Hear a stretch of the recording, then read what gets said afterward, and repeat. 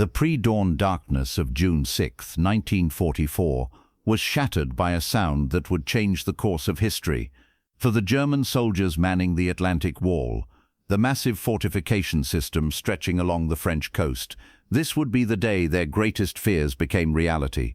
This is the story of D-Day, told through the eyes of those who defended Fortress Europe from inside concrete bunkers, watching as the largest amphibious invasion in history unfolded before them, the calm before the storm. In the hours before dawn on June 6th, German officers stationed along the Normandy coast had every reason to believe this would be another routine day. The weather had been terrible, stormy seas and high winds that made any invasion seem impossible. Field Marshal Erwin Rommel, commander of Army Group B responsible for defending northern France, had even left his headquarters to travel to Germany to celebrate his wife's birthday, convinced that the Allies wouldn't attack in such conditions. Major Werner Pluskat, a Wehrmacht artillery officer commanding the 352nd Artillery Regiment, was stationed in a fortified observation bunker overlooking Omaha Beach. Like many German officers that night, he'd been awakened multiple times by reports of unusual activity. Paratroopers had been spotted inland. There were reports of widespread disruption to communications.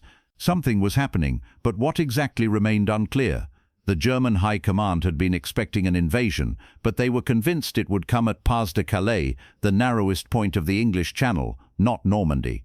This fatal miscalculation, reinforced by an elaborate Allied deception operation called Operation Fortitude, would prove catastrophic for the German defense. The first hours, chaos and confusion. Around 1:30 a.m., the chaos intensified. Lieutenant Janke, commanding a strongpoint at the eastern edge of what the Allies called Utah Beach, received frantic reports from his sentries. Parachutes were descending from the sky. The 101st and 82nd Airborne Divisions were dropping behind German lines, but in the darkness and confusion, they were scattered across the countryside. From inside his bunker, Janke tried to make sense of the situation. The telephone lines to his regimental headquarters were dead, cut by Allied saboteurs and resistance fighters. Radio communications were jammed or unreliable. The sophisticated German defensive network was being systematically dismantled before the main assault had even begun. What the German defenders didn't know was that this was all part of the plan. The airborne drops, while scattered, were creating havoc behind German lines, cutting communications, seizing key bridges and crossroads, and preventing reinforcements from reaching the beaches. Dawn breaks. The Armada revealed. At approximately 5:30 a.m., as the first grey light of dawn broke over the channel, Major Pluskat received an urgent call to come to his observation post immediately. What he saw through his artillery scissors telescope would be forever seared into his memory. The sea, as far as he could see, was covered with ships, thousands of them. Landing craft, destroyers, cruisers, battleships, an armada of such magnitude that it seemed to cover the entire horizon. Pluskat later recalled that his hands trembled as he grabbed the phone to report to his headquarters. When he told them what he was seeing, there was a long pause before the officer on the other end asked, "Where exactly are these ships heading?" Pluskat's reply was simple and chilling, "Right for me." The naval bombardment. At 5:50 a.m. the Allied naval bombardment began. For the German soldiers in their concrete bunkers, it was like experiencing hell itself. The bunkers that had seemed so strong and secure suddenly felt like tombs as massive shells from battleships and cruisers slammed into the coastal defenses. Lieutenant Arthur Janke, in his strongpoint at Utah Beach, described how the entire bunker shook with each impact. Concrete dust filled the air. The noise was deafening, making communication impossible except by shouting directly into someone's ear. Some of the older soldiers, veterans of the Eastern Front, said they had never experienced anything like this intensity of bombardment. The German defenders could do little but wait. Their orders were clear: hold the beach at all costs. The Atlantic Wall had been designed for this moment. The beaches were covered with obstacles, Belgian gates, Czech hedgehogs, and wooden stakes tipped with mines, all designed to rip apart landing craft. Behind the beaches were minefields, barbed wire, and concrete bunkers with interlocking fields of fire. On paper, it was formidable, but now, as shells rained down and the largest invasion fleet ever assembled moved toward shore, those defenses would face their ultimate test. The landings begin. Around 6:30 a.m., the first wave of Allied troops began hitting the beaches. For the German defenders who survived the bombardment, this was the moment they had trained for. Lieutenant Gustav Winter, commanding a bunker overlooking what the Allies called Omaha Beach, watched through the smoke and dust as the first landing craft approached. The German MG-42 machine guns, capable of firing 1,200 rounds per minute, opened up with devastating effect. From their fortified positions, the Germans had clear fields of fire across the beach. At Omaha Beach in particular, where the 300 502nd Infantry Division was stationed, a unit the Allies hadn't known was there, the American troops faced a killing field. Franz Gockel, a young German soldier manning an MG-42 in WN-62, one of the strongest positions overlooking Omaha Beach, later described the scene. The Americans were packed into their landing craft, and when the ramps dropped, his machine guns swept across them in long, sustained bursts. The water turned red. Bodies floated in the surf. For 2 hours it seemed like the invasion at Omaha might actually be stopped. But Lieutenant Winter and his comrades also began to notice something troubling. No matter how many Americans they cut down, more kept coming, wave after wave. The sheer scale of the assault was overwhelming. And crucially, German reinforcements were not arriving. The view from Pointe du Hoc. At Pointe du Hoc, a cliff-top position between Utah and Omaha beaches, German soldiers in bunkers watched as American Rangers scaled the 100-foot cliffs, using ropes and ladders under intense fire. The German defenders threw grenades down the cliffs and fired on the climbers, but the Rangers kept coming. What the Germans didn't know was that the 6 155mm guns they were supposed to be defending had been moved inland days earlier. The Rangers would discover this after taking the position at great cost, but for the German defenders that morning, the sight of enemy soldiers climbing sheer cliffs into the teeth of their fire was both terrifying and awe-inspiring. Communication breakdown. One of the most critical problems facing the German defenders was the complete breakdown of command and control. Lieutenant Colonel Ocker, commanding the 1716th Artillery Regiment, found himself unable to contact most of his batteries. The elaborate phone networks had been cut. Radio communications were jammed, messengers sent on motorcycles often never returned, ambushed by Allied aircraft or resistance fighters.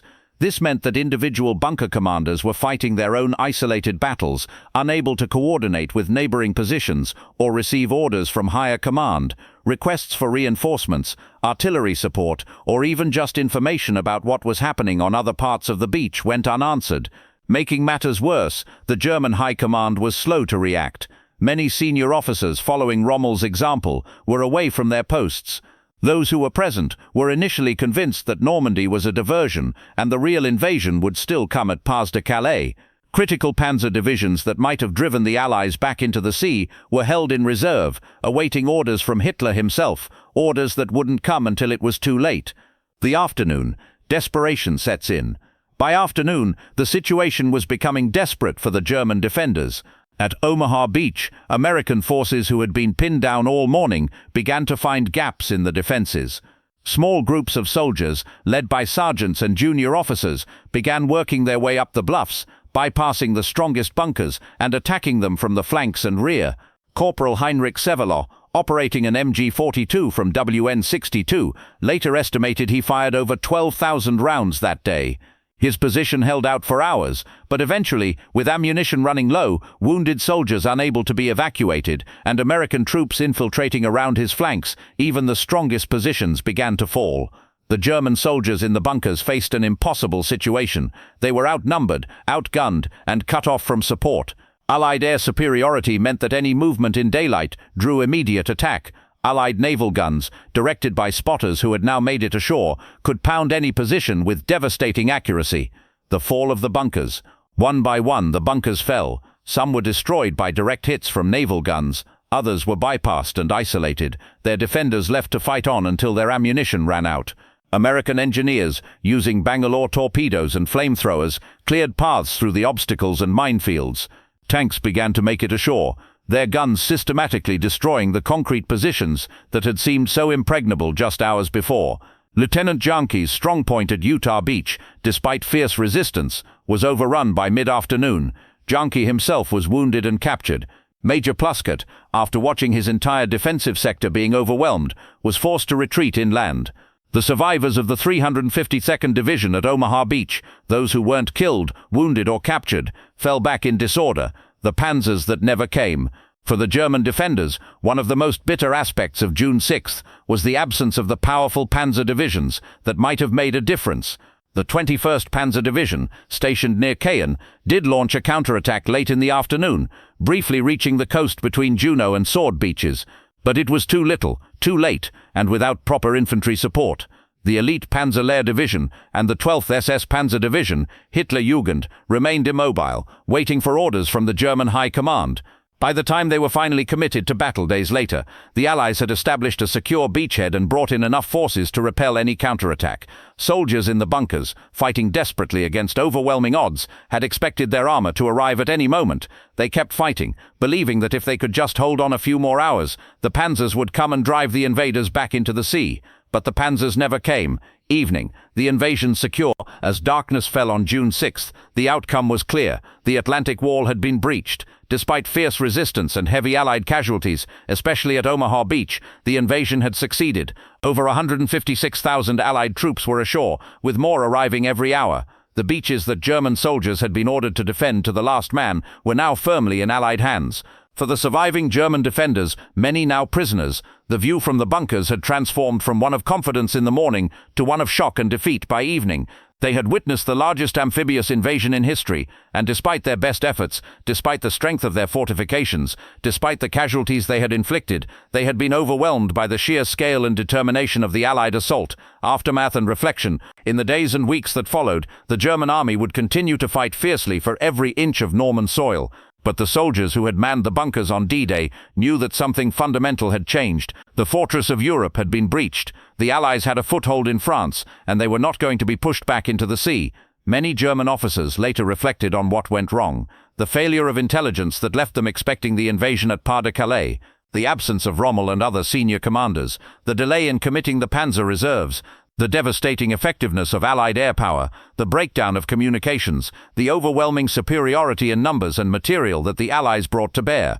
But for the individual soldiers in the bunkers, the men who actually fought the battle, the memory was simpler and more visceral. They remembered the sight of that vast armada appearing out of the dawn mist, the earth-shaking bombardment, the waves of soldiers who kept coming no matter how many fell, the growing realization that they were fighting not just an army but an unstoppable force of industrial might and human determination. Conclusion: the view from inside the bunkers on D-Day was one of the most dramatic and consequential perspectives of World War II.